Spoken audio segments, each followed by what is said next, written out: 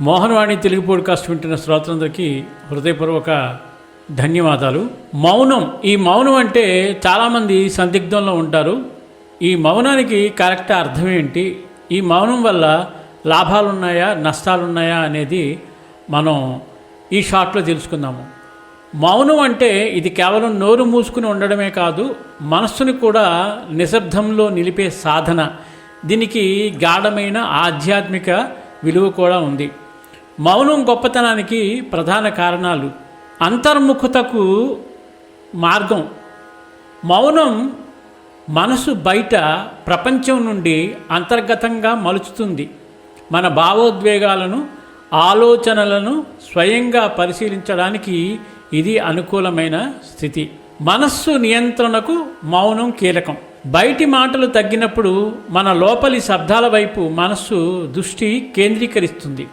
మౌనం మనస్సును నిగ్రహించేందుకు సహాయపడుతుంది. శ్రద్ధ, ధ్యానం సాధనకు అనువైన వాతావరణం.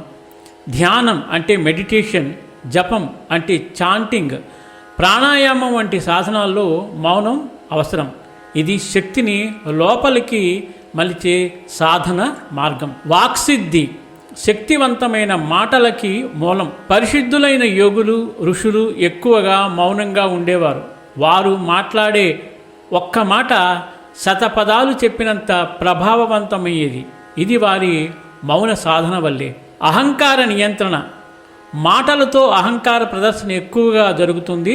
మౌనం అది తగ్గించి వినయాన్ని పెంపొందిస్తుంది. ధర్మ గ్రంథాల్లో మౌనం యొక్క ప్రాశస్త్యం.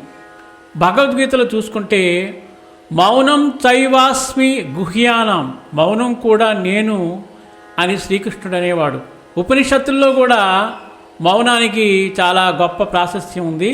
బ్రహ్మజ్ఞానాన్ని గురువు మౌనంగా శిష్యునికి బోధించాడు. ఇది మౌన వ్యాఖ్యగా ప్రసిద్ధి. మొత్తంగా చెప్పాలంటే మౌనం అనేది మాటల లోతులా కాదు, భావాల గంభీరత. ఇది ఆధ్యాత్మిక మార్గంలో నిశ్శబ్ద గంగావలే ప్రవహిస్తూ మనిషిని ఆత్మ సాక్షాత్కారానికి తీసుకెళ్లగల శక్తివంతమైన సాధనం. కాబట్టి మౌనం వహించడం అనేది ఎంత అద్భుతమైన విషయం, దీనివల్ల ఎన్ని ప్రయోజనాలు ఉన్నాయో అందరికీ తెలుసు కదా. చాలామందికి ఈ విషయంలో డౌట్ ఉంటుంది. కాబట్టి తప్పకుండా ఈ విలువైన విషయాన్ని అందరికీ షేర్ చేసి మౌనం యొక్క గొప్పతనాన్ని చెప్పండి. సర్వేజన సుఖినో భవంతు, లోకా సమస్త సుఖినో భవంతు. ధన్యవాదాలు. స్వస్తి.